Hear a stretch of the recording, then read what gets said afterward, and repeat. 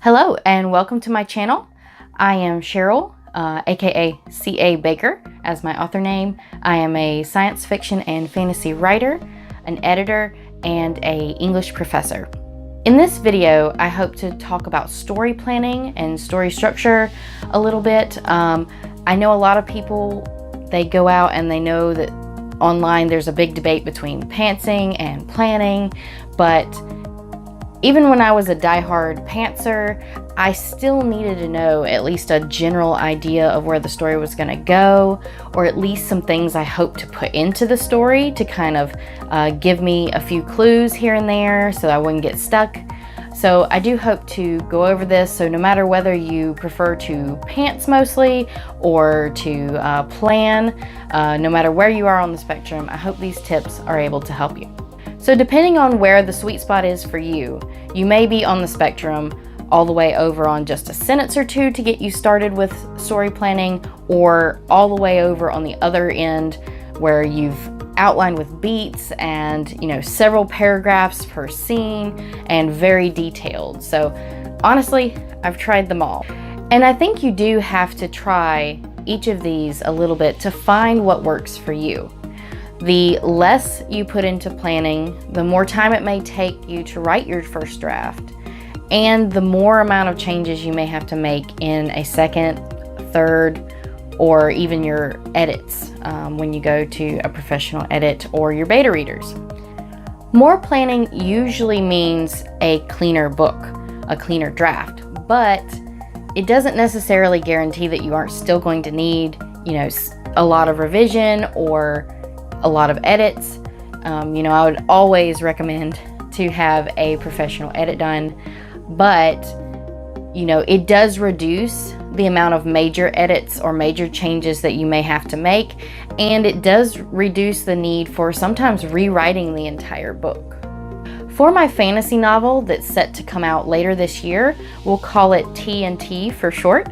So TNT was done with chapter by chapter descriptions. So each chapter I gave it a very short paragraph to kind of tell me where that chapter is heading and where I want it to go. Maybe some main things I want to have happen, or if I've set it up in my mind that I want a certain scene to look a certain way or have a little detail thrown in somewhere, I can put those notes there. And it was a very brief description for each chapter. It gave me the freedom to explore things with pantsing in those chapters as I wrote, while still having goals and areas that I knew would help me along with the story. So it gave me a target, an area to point towards, but it didn't lock me in. It didn't confine me. So that was very comfortable for me, especially coming from purely pantsing and then trying to do some sort of an outline. But likely because I didn't do a lot of detail in my chapter outline, I ran into the snag of really having 3 books when I thought I had 1. And it took me a while to realize this. I finished what I thought was part 1, and part 1 left me stuck. I was stuck at the end of it because the story arc had resolved. And it was at that point that I realized part 1 was its own book. This was a trilogy. I was planning a trilogy and not one book. I realized that I would have way over 200,000 words if I fleshed this out to the point where I felt it needed to be.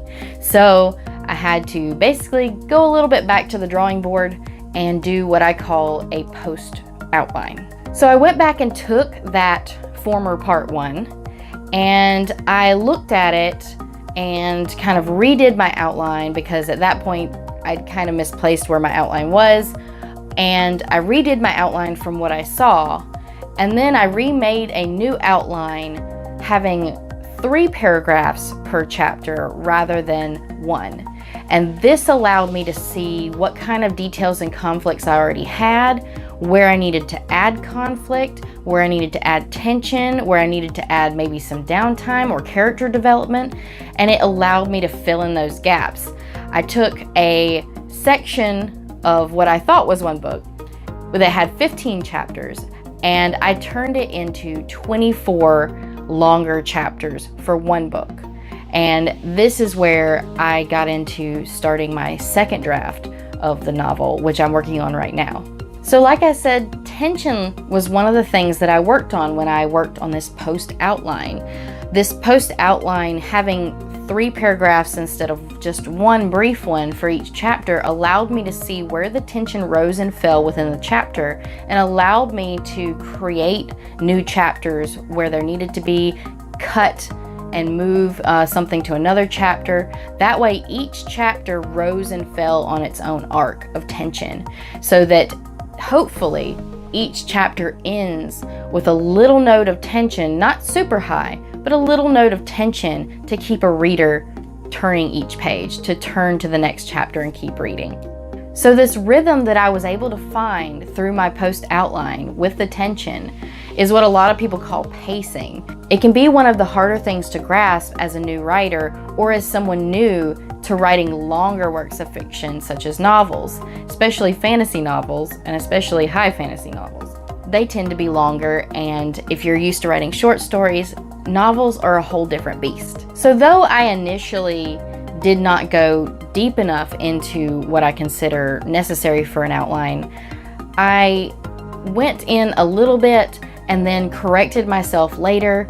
It did result in me having to spend, more time doing a second draft of the novel, but I think it's going to make the novel a much better book, and it's going to be worth the time. And now I just have to learn from this process. Now that I've kind of gotten it to where I understand it better and I'm able to use this process better. So I hope these tips were helpful. I hope this viewpoint on story planning was helpful and may help you dive into your own story planning and find where you fit on that spectrum of story planning, whether it's very little or whether it's, very detailed beats. I think for myself, I went from nearly nothing to now being very comfortable with having a detailed outline. It's not all the way on the far end of the spectrum, but I do hope that at least this much planning will be able to still give me some freedom when I'm writing to deviate from the outline if I need to, but it'll give me enough structure for me to see the entire story and know where the tension rises and falls and be able to organize it in a good way. So don't forget to subscribe and ring the bell so you won't miss any of my videos. I post several times a month. So happy writing, happy reading, and I'll see you in the next video.